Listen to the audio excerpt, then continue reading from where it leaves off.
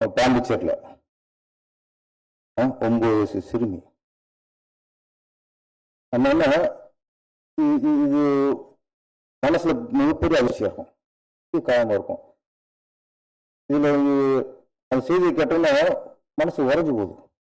என்ன இருக்கணும், இது கடந்து போகும்போது அடுத்து இன்னும் நிகழும். அதை நினைச்சிருக்காங்க எப்படி பண்றாங்கன்ட்டு.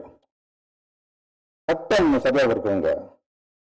நீங்க பத்து கொள்ளை அடிக்கிறான், அதை அடிக்கிறான், போதை பொருள் வைக்கிறான், இது இது அடுத்து இதுக்கு என்ன தண்டனை, கண்ணு தண்டனை வேணுங்க அடுத்த விஷயம். ஆனா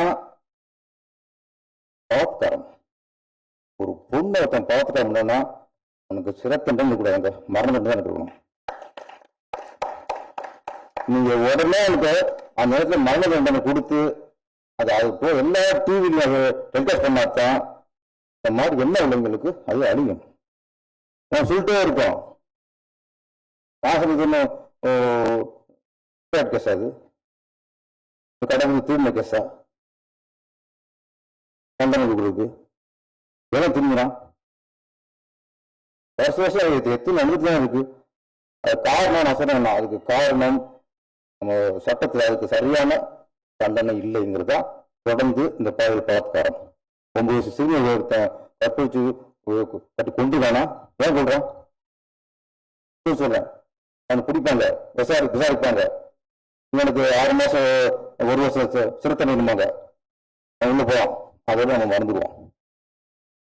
1 வருஷம் உள்ள போவான், எத்தனை வெளியே வராங்க தெரியாது. அவன் வெளியூர் திருமணத்துக்கு அவன் உள்ள எப்படி இருக்காங்க தெரியும் அவங்களுக்கு. இந்த வருஷம் உள்ள இருப்பான் சார்.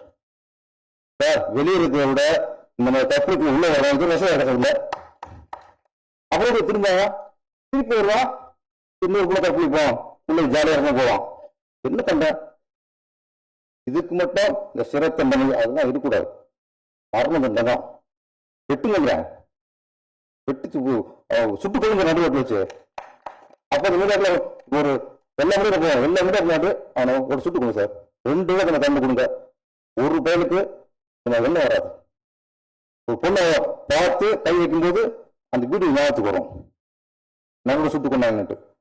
தயவுசு மற்ற எல்லா இது கூட 1 வருஷம் 2 வருஷம் ஆயிரத்தி என்ன கொடுத்துங்க. அது முன்ன 9 வயசு சிறுமை கொண்டுருக்கானா மனுஷன் இல்லை. சிறைங்கிறது ஒரு குற்றச்சாட்டு மனுஷனுக்கு தான், மிருகத்துக்கு இல்லை.